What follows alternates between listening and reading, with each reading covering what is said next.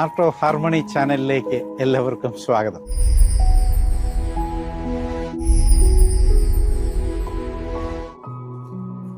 നമ്മുടെ അനുദിന ജീവിതത്തിൽ വ്യത്യസ്തങ്ങളായ അനുഭവങ്ങൾ, സംഭവങ്ങൾ നമ്മൾ അഭിമുഖീകരിക്കേണ്ടതായിട്ട് വരും. നമുക്ക് അനുകൂലമായ സാഹചര്യങ്ങളുണ്ട്, നമുക്ക് അനുകൂലമല്ലാത്ത സാഹചര്യങ്ങളുണ്ട്, നമ്മളെ വെല്ലുവിളിക്കുന്ന സാഹചര്യങ്ങളുണ്ട്, നമ്മളെ ഭയപ്പെടുത്തുന്ന സാഹചര്യങ്ങളുണ്ട്. ഇത്തരത്തിലുള്ള ജീവിത അനുഭവങ്ങളിൽ, അനുദിന അനുഭവങ്ങളിൽ ഏത് രീതിയിലാണ് നമ്മൾ ഇങ്ങനെയുള്ള സാഹചര്യങ്ങളോട് സമീപിക്കുന്നത്, നമ്മുടെ മനോഭാവങ്ങൾ എങ്ങനെയാണ് എന്ന് നമ്മൾ ചിന്തിക്കുകയും നമ്മൾ തിരിച്ചറിയുകയും ചെയ്യുന്നത് നമ്മുടെ വളർച്ചയ്ക്ക് ഉതകുന്നതാണ്. നമ്മളെ വെല്ലുവിളിക്കുന്ന ഒരു സാഹചര്യമുണ്ടായി, നമ്മൾ എന്താ ചെയ്യുക? അതിൽ ഒരു മാർഗം അവിടെ നിന്ന് രക്ഷപ്പെടുക, എസ്കേപ്പ് ചെയ്യുക, ഒളിച്ചോടുക.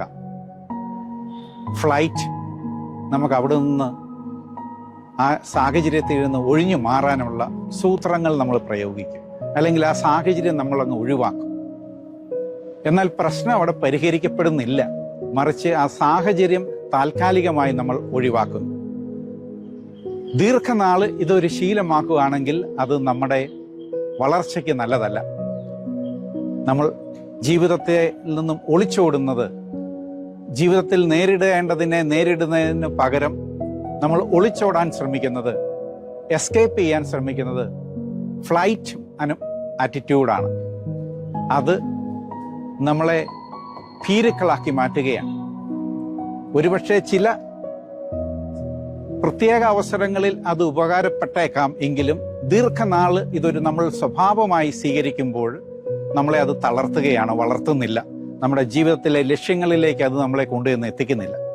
രണ്ടാമതായുള്ളൊരു മനോഭാവ ശൈലി ഫൈറ്റാണ്. ആക്രമോത്സുകമായി ജീവിത അനുഭവങ്ങളെ നേരിടുക.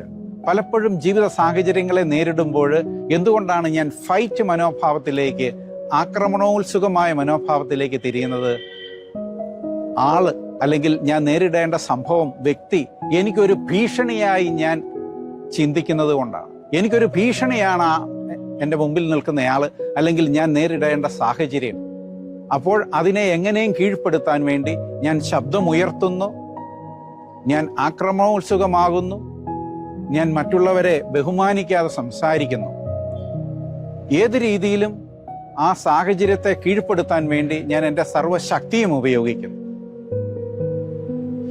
എന്നാൽ ഈ അവസ്ഥയിൽ നിന്നും നമ്മിൽ ചിലർക്ക് ചില സന്ദർഭങ്ങളിൽ, അല്ലെങ്കിൽ നമ്മൾ പലരും ഇങ്ങനെയുള്ള മനോഭാവങ്ങൾ പുലർത്തുന്നതാകാം നമ്മളെ വെല്ലുവിളിക്കുന്ന സാഹചര്യങ്ങളിൽ. എന്നാൽ ജീവിതത്തിൽ നേരിടേണ്ട വെല്ലുവിളിക്കുന്ന സാഹചര്യങ്ങളെ പ്രശ്ന പരിഹാരത്തിന്റെ ഒരവസരമാക്കി, നമ്മുടെ വിജയത്തിന്റെ ഒരവസരമാക്കി, പ്രശ്ന പരിഹാരത്തിലേക്ക് ഒരു ഒത്തുചേരലിന്റെ, ജീവിത വിജയത്തിന്റെ ഒരവസരമാക്കി നേരിടാൻ സാധ്യതകൾ നമ്മൾ തുറക്കുമ്പോൾ ത്രെഡായി മാറുന്നില്ല, ഭീഷണിയായി മാറുന്നില്ല. അവരൻ എനിക്കൊരു ഭീഷണിയായി മാറുന്നില്ല. എന്നെ നേരിടേണ്ട സംഭവങ്ങൾ, ജീവിത സംഭവങ്ങൾ, അനുഭവങ്ങൾ എനിക്കൊരു സാധ്യതയായി മാറുന്നു. വളർച്ചയുടെ സാധ്യത, വിജയത്തിന്റെ സാധ്യത. അത്തരത്തിൽ ജീവിതത്തെ നേരിടുവാനുള്ള ആ ഒരു കൃപ നമുക്കുണ്ടാവണം, മനോഭാവം നമുക്കുണ്ടാവണം. ജീവിതത്തിലെ വെല്ലുവിളികളെ വളർച്ചയുടെ ഒരു സാഹചര്യമാക്കുവാൻ, വളർച്ചയുടെ ഒരു സാധ്യതയായി മാറ്റുവാൻ നമുക്ക് സാധിക്കണം. സാധ്യതകളുടെ ലോകത്താണ് നമ്മൾ. പലതരം സാധ്യതകളുണ്ട്. ഒരു പ്രശ്ന പരിഹാരത്തിന് നമ്മുടെ മനസ്സ് ചെറുതാണെങ്കിൽ നമ്മൾ പറയും വേറെ സാധ്യതകളൊന്നും ഇല്ല, ഇത് മാത്രമേ ഉള്ളൂ. എന്നാൽ നമ്മുടെ മനസ്സ് വലുതാവുകയാണെങ്കിൽ നമുക്ക് പലതരം സാധ്യതകൾ, പലതരം ഓപ്ഷനുകൾ നമ്മൾ കാണും. അതിൽ ഏറ്റവും നല്ല ഓപ്ഷൻ, ഏറ്റവും നല്ല സാധ്യത നമ്മൾ പ്രശ്ന പരിഹാരത്തിനായിട്ട് തിരഞ്ഞെടുക്കുകയാണ്.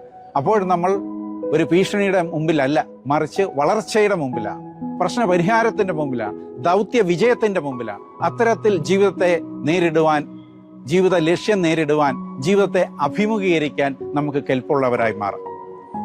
മറ്റൊരു സാധ്യത, ജീവിതത്തിൽ വെല്ലുവിളിക്കുന്ന സാഹചര്യങ്ങൾ നേരിടുമ്പോൾ ഭയപ്പെട്ട് ഫ്രീസായി മാറുന്നു, നിശ്ചലരായി മാറുന്നു, ഭഗ്നാശരായി മാറുന്നു, സംഭ്രമിക്കുന്നു. നമ്മൾ ഫ്രീസ്ഡ് ആവുന്നു, മരവിച്ചു പോകുന്നു, പകച്ചു പോകുന്നു. എങ്ങനെയാണ് ഈ അവസ്ഥയെ, ഈ സംഭവത്തെ, ഈ വെല്ലുവിളിയെ നേരിടേണ്ടതെന്ന് അറിയാൻ പാടില്ലാതെ തത്രപ്പെടുന്നു.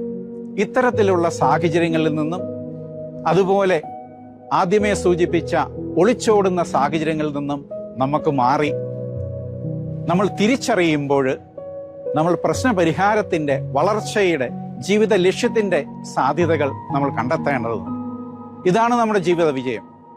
ആദ്യത്തതും അവസാനത്തതുമായ സാധ്യതകൾ, ഒളിച്ചോടലിൻ്റെ സാധ്യത അല്ലെങ്കിൽ പകച്ചു നിൽക്കുന്നതിൻ്റെ സാധ്യത, അവിടെ നിന്ന് ജീവിതത്തെ വിജയത്തിൻ്റെ സാധ്യതയാക്കി മാറ്റുവാൻ, പ്രശ്നപരിഹാരത്തിൻ്റെ സാധ്യതയാക്കി മാറ്റുവാൻ നമ്മുടെ മനസ്സ് വിശാലമാകണം. നമ്മൾ സാധ്യതകൾ തേടണം. അത്തരത്തിൽ ഒരു പ്രശ്നത്തെ അഭിമുഖീകരിക്കാനുള്ള ഉൾക്കാഴ്ച നമുക്ക് ലഭിക്കണം. നമ്മൾ സാധ്യതയുടെ ലോകത്താണ്. അത്തരത്തിൽ ഒരു അവസരത്തിൽ, ഒരു സാഹചര്യത്തിൽ, ഒരു ജീവിതാനുഭവത്തിൽ ആ പ്രശ്നപരിഹാരത്തിന് പലതരം സാധ്യതകളുണ്ട്. മനസ്സ് വിഷമിക്കുന്ന ഒരു വ്യക്തിയെ സംബന്ധിച്ച് തൻ്റെ മുമ്പിൽ പകച്ചു നിൽക്കുന്ന ഒരു അനുഭവത്തിൽ, അല്ലെങ്കിൽ ഒരു സംഭവം, ഒരു വ്യക്തി ഭീഷണിയായി നിൽക്കുന്ന സംഭവത്തിൽ ഇനി മറ്റൊരു സാധ്യതയും ഇല്ല എന്നാണ് അവർ പറയുന്നത്. അത് മനസ്സ് ശാന്തമായി കഴിയുമ്പോൾ, മനസ്സിനെ ശാന്തമാക്കാൻ പരിശീലിച്ചു കഴിയുമ്പോൾ അദ്ദേഹത്തിൻ്റെ മുമ്പിൽ തുറന്നു കിട്ടുന്ന സാധ്യതകളുടെ വലിയൊരു ചക്രവാളം നമുക്ക് കാണാൻ സാധിക്കും. ധാരാളം സാധ്യതകളുണ്ട് ഒരു പ്രശ്നത്തെ എങ്ങനെ അപ്രോച്ച് ചെയ്യണമെന്ന്. അതാണ് നമ്മുടെ വളർച്ച. അതാണ് നമ്മുടെ ജീവിതത്തെ സുഗമമാക്കുന്നത്, ഊഷ്മളമാക്കുന്നത്, ജീവിതത്തിൽ വിജയിക്കാൻ സാധിക്കുന്നത്. അത്തരത്തിൽ നമ്മുടെ ജീവിത പ്രശ്നങ്ങളെ നേരിടുമ്പോൾ പ്രശ്നപരിഹാരത്തിൻ്റെ, വളർച്ചയുടെ, ഒത്തുചേരലിൻ്റെ സാധ്യതകൾ നമുക്ക് കണ്ടെത്താനായിട്ട് സാധിക്കണം. ഈശോ വിശുദ്ധ കുർബാന സ്ഥാപിച്ചപ്പോൾ പറഞ്ഞു, ഇത് നിങ്ങൾ എൻ്റെ ഓർമ്മയ്ക്കായി ചെയ്യുവിൻ. ഈശോയുടെ ഓർമ്മ നമ്മുടെ മനസ്സിലുള്ളപ്പോൾ നമ്മുടെ മനസ്സ് ധൈര്യത്തിൽ നിൽക്കും, ശക്തിയിൽ നിൽക്കും, പ്രത്യാശയിൽ നിൽക്കും. അപ്പോൾ ജീവിതത്തിലെ സമസ്ത അനുഭവങ്ങളെ നേരിടാനുള്ള കരുത്ത്, ബലം നമുക്ക് ലഭിക്കും. വിശുദ്ധ പൗലോസിന്റെ വാക്കുകളിൽ, ദൈവം എൻ്റെ പക്ഷത്താണെങ്കിൽ ആരെനിക്കെതിരെ നിൽക്കും? അത്തരത്തിൽ ആത്മവിശ്വാസത്തിൽ, ദൈവാശ്രയബോധത്തിൽ ജീവിതത്തിന്റെ വ്യത്യസ്തങ്ങളായ അനുഭവങ്ങളെ നമുക്ക് നേരിടാൻ സാധിക്കട്ടെ. അപ്പോൾ നമ്മൾ ജീവിതത്തിൽ വിജയിക്കുന്നവരായി മാറും, പ്രശ്നങ്ങൾ പരിഹരിക്കുന്നവരായി മാറും. ഓരോ പ്രശ്നവും ഒരു വിജയ സാധ്യതയായി, വളർച്ചയുടെ സാധ്യതയായി നമ്മൾ മാറട്ടെ. അത്തരത്തിൽ ഉള്ള ഒരു മനോഭാവം, സമീപനം, ചിന്താഗതികൾ നമ്മൾ വളർത്തിയെടുക്കട്ടെ. നമുക്ക് പ്രാർത്ഥിക്കാം. ഏറ്റവും കാരുണ്യവാനായ ദൈവമേ, അങ്ങയുടെ സ്നേഹത്തിൻ്റെ, സമാധാനത്തിൻ്റെ ഒരു ഉപകരണമായി എന്നെ മാറ്റണമേ. അസീസിയിലെ വിശുദ്ധ ഫ്രാൻസിസിന്റെ ചൈതന്യത്തിൽ എൻ്റെ ജീവിതത്തെ സ്നേഹത്തിൻ്റെ, രമ്യതയുടെ, ഒത്തുചേരലിൻ്റെ, സമാധാനത്തിൻ്റെ ഒരു ഉപകരണമാക്കി അവിടുന്ന് എന്നെ മാറ്റണമേ. നന്ദി.